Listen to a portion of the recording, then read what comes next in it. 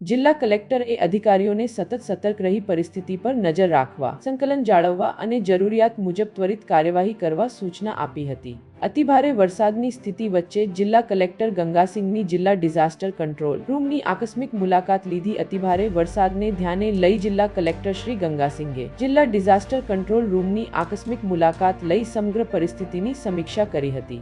મુલાકાત દરમિયાન જિલ્લા કલેક્ટરશ્રીએ જિલ્લામાં વરસાદની વર્તમાન સ્થિતિ, વિવિધ તાલુકાઓમાં સર્જાયેલી પરિસ્થિતિ તેમજ જરૂરિયાત મુજબ નાગરિકોને સુરક્ષિત સ્થળે સ્થળાંતર, આશ્રય, ભોજન, પીવાનું પાણી અને અન્ય આવશ્યક સુવિધાઓ અંગે જિલ્લા વહીવટીતંત્ર દ્વારા કરવામાં આવી રહેલી કામગીરીની વિગતવાર માહિતી મેળવી હતી।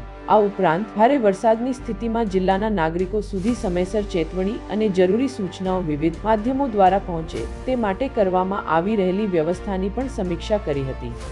જિલ્લા કલેક્ટરે અધિકારીઓને સતત સતર્ક રહી પરિસ્થિતિ પર નજર રાખવા, સંકલન જાળવવા અને જરૂરિયાત મુજબ ત્વરિત કાર્યવાહી કરવા સૂચના આપી હતી। જિલ્લા વહીવટી તંત્ર દ્વારા નાગરિકોને અપીલ કરવામાં આવે છે કે ભારે વરસાદની સ્થિતિમાં બિનજરૂરી મુસાફરી ટાળે, નાળા તથા પાણી ભરાયેલા વિસ્તારોમાં જવાનું ટાળે તેમજ જિલ્લા તંત્ર દ્વારા જાહેર કરવામાં આવતી સૂચનાઓનું પાલન કરી સુરક્ષિત રહે। Mehulsinh Jadeja, NEET 24 news, Santalpur. पूरा समाचार જોવા માટે NEET 24 ન્યૂઝને સબસ્ક્રાઇબ કરો। પણ લોકોને નુકસાન ન થાય, ઇવન પશુધનને પણ નુકસાન ન થાય એના માટેની પૂરેપૂરી તૈયારી અહીંયા રાખવામાં આવી છે। અને નર્મદા જિલ્લામાં અત્યારે વરસાદનું પ્રમાણ થોડોક 1-2 કલાક જેટલું અત્યારે ધીરો થઈ ગયો હતો, પરંતુ અત્યારે ફરીથી વરસાદ ચાલુ થઈ ગયો છે।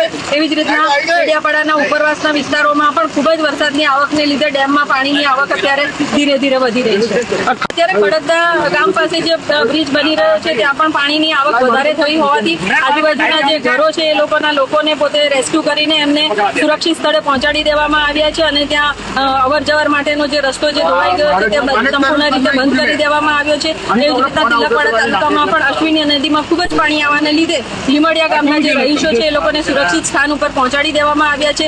રાજપીપળા શહેરમાં પણ ગત રાતથી જ નરસી ટેકરીના વિસ્તારમાં રહેતા લોકોને સુરક્ષિત સ્થળે પહોંચાડી દેવામાં આવ્યા છે। અને હાલમાં પણ રોહિતવાસના વિસ્તારમાં અને આ બાજુ રાજપીપળા પાસે દશા માતાના મંદિર પાસે જે એક વસ્તી છે એ વસ્તીના લોકોને પણ ખૂબ જ એલર્ટ કરી દેવામાં આવ્યા છે। અને એમને પણ નુકસાન ન થાય એ રીતના ત્યાં પણ પાણીનો જે ઘેરાવો થતો હતો તે પાણીનો રસ્તો નિકાલ કરી દેવામાં આવ્યો છે અને લોકોને સુરક્ષિત કરી દેવામાં આવ્યા છે।